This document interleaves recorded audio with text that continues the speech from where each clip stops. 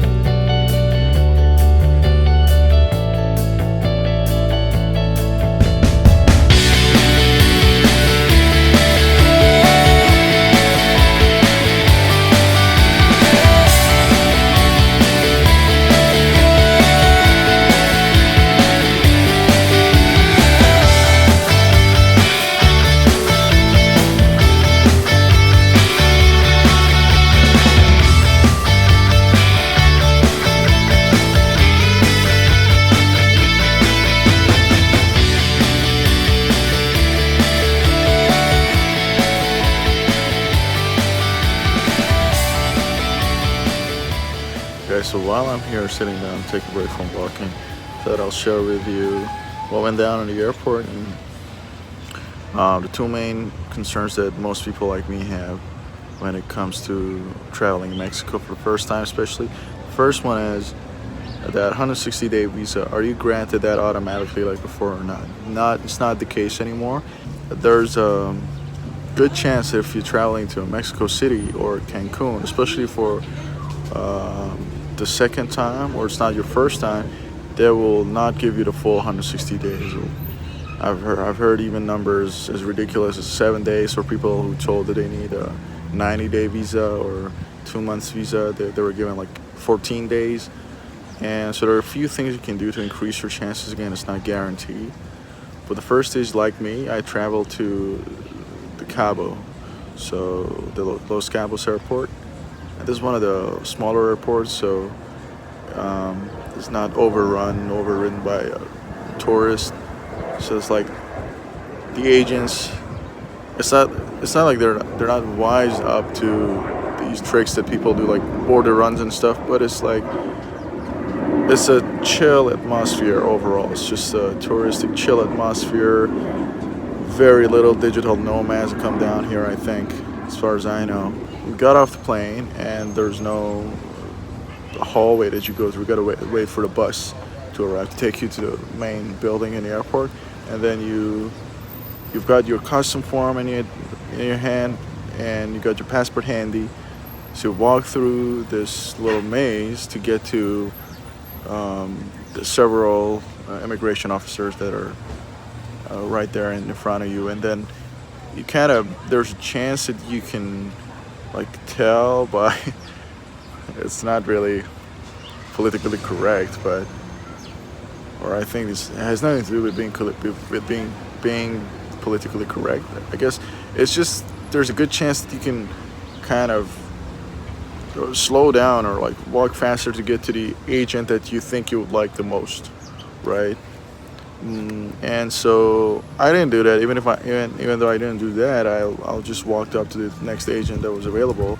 Actually, they called me over, so I went to this girl, and what blew my mind was she actually looked at my passport. Very, very nice. I mean, unbelievably comforting, and I mean, I was like imploding with the stress because I thought, oh my god, what would happen if they only give me 7 days? I planned a whole trip for 6 months or like at least 4 months, so I need the damn 160 days. But she was so comforting and like accommodating, and then even when I communicated that my Spanish is not good, and she even spoke to me a little bit in Persian, of all languages. Why would she know Persian ever? Is beyond me. And so that immediately told me that it's going to go well. So it was smooth sailing from that point. It was just, she asked me how many days I want. I'd written a bunch of documents. I had a bunch of documents. She didn't even, she took a cursory look just to make sure she didn't overlook any mistakes. But yeah, it was just a simple and smooth interaction. And so she simply asked her colleague to make sure that a Canadian visa is eligible to enter to Mexico, and sure it was. And so I'm here. I got the 180 days, sorry. So there was a document, so I followed a lady's advice on YouTube. I'll probably link her video as well, but there's just a few documents that you can prepare. The first one I prepared was document in Spanish, just explaining myself, what I'm doing here, what am I here for, and like my intentions and my itinerary and the dates and all that. So I'll link that. It was basically introducing myself, where I live. It was very important, especially for me, because I don't have a PR. I'm not a citizen in the States or Canada yet. So I'm like, I should probably like explicitly mention what I'm doing and where I work. And she asked me where I lived, and I said Toronto. So that was the first paragraph. The second paragraph was, stuff like, I appreciate if you give me this many days, and I'm planning to see multiple cities, and I'm here to like take dancing lessons and stuff that I intend to actually do. And the third is yeah, just remembering the tone of that document that you're writing. Obviously, we're all wise and smart, but just like be a little more, be a little nicer, be a little more, don't be like so direct and bossy. It's like it's a very humble request that you're making to the officer. And okay, so that was the document, just explaining myself, and then I attached the itinerary. So at the end of the document, I close up with this is my itinerary attached below, so they could see the dates and my bookings around. Obviously, that's when you're creating that sort of table. It's not for sure. It's not certain. You can't. I couldn't plan 6 months ahead. So I thought to myself, I'll try to target like these. This is. I'll try to aim for these targets. If it happens, all the better. If it doesn't, I'm flexible. I can work it out. The other thing is booking your accommodation. I'd heard people say that it's important you have bookings for your whole stay.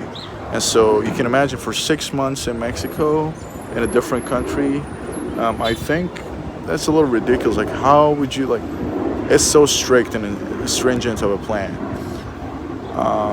So I thought maybe I'll book the first portion or the first few days or whatever, the first third or first fourth quarter of my trip.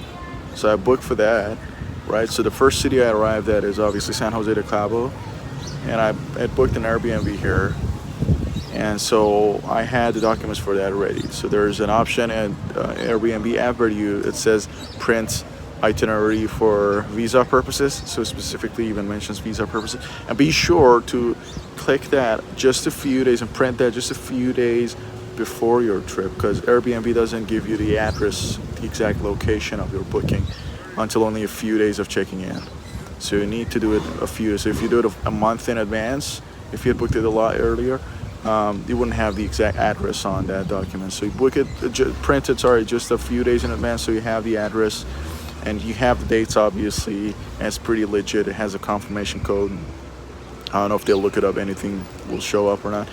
But anyways, so that's the first thing, my first booking. And then I mentioned in a document, and sort of both that explanation and the itinerary that I had attached, that I haven't booked the rest of my stay or the other cities yet, simply because accommodation is not refundable, and it would be hectic, like basically to book. And if you don't give me the permission to stay, then it will be a kind of a fiasco, if you ask me. So just prepare that. I think that should cover the whole issue of booking accommodation. So at least have like 2 weeks or even a week of your stay here to start with. So the second thing they say is your onward flight.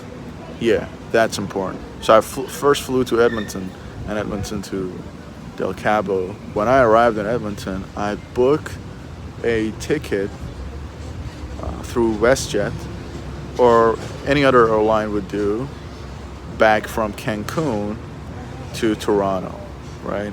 So that's my onward flight, and that's simply to show at the airport if they ever ask you. Again, this lady didn't even check for that. Basically, I presented my documents after she was kind of already made up. She had kind of already made up her mind to give me the full length. But again, there's quite frequent occasions where you hear people are asked for their onward flight. So I booked that a couple hours, so at Edmonton, and most airlines, if not all, give you a 24-hour window to cancel, fully refundable. And it's only subject to, like for WestJet, it was only subject to the difference in fare if anything happens within that 24-hour window, for which there's little chance, and in my case it didn't happen. So I was basically refunded the exact amount I paid. There are other sites like Onboard Ticket or OnboardFlight.com that give you a fake ticket. I think I bought one of those onboard tickets for $14 from Toronto as well, so before I boarded my first flight. and it turned out to be like, I've heard that's pretty legit. And if you look up Reddit, people have good experiences. There are some people, like, usually when things go wrong, people who have suffered are the loudest, right? So there are not a lot of people that say, "Oh my God, come to like go to Onward Ticket and buy this and just enjoy your trip." Like, there's a 90% chance that nothing will happen if you get it from Onward Ticket, but the only difference is the ticket looked a little different when I got it from their website, and I didn't receive any e-tickets, so the e-ticket from the airline itself was filled with information and just was like a lot more detailed. Back to Airbnb, sorry, bookings. And I know only about Airbnb, I don't know about a hotel, sorry. But there are Airbnbs that you can look up, like each Airbnb has its own cancellation policy. So there are some, like even the Airbnb that I got here has a fully refundable policy until even 24 hours before you're checking in. So up until the day before, I could have, bailed and got my whole money back, right? So you can find those just to extend a couple days for your initial bookings and like corroborate all your like files and everything. I don't know. It's up to you. Just don't worry too much about it. The last thing I had basically was a couple bank statements just to show that I have enough funds, because there was a chance that they could think of me, like they could think that I'm a digital nomad and that I would stay here and basically, live my life and raise the prices for the average Mexican citizen, since I'm earning in Canadian dollars.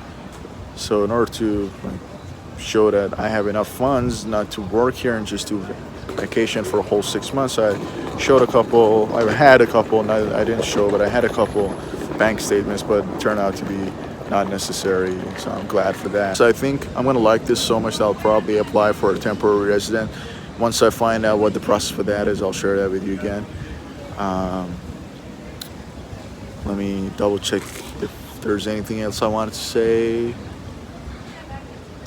No, so just one last thing. If you're thinking about coming down, do it.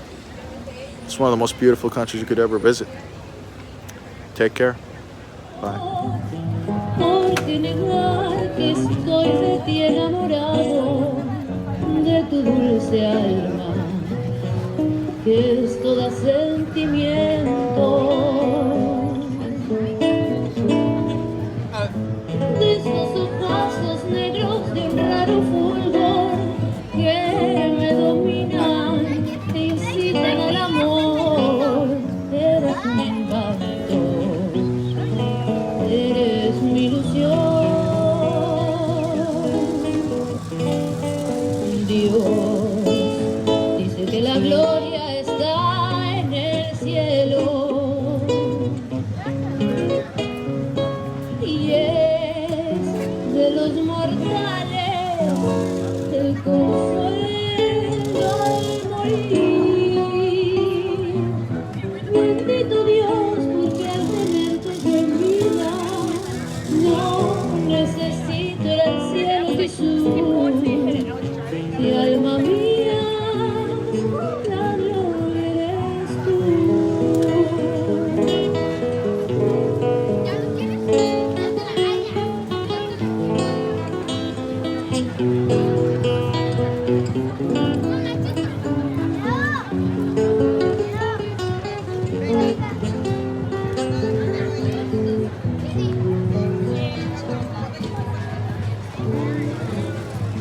Esos ojazos negros de un raro fulgor que me dominan, te incitan al amor, eres un encanto, eres mi ilusión.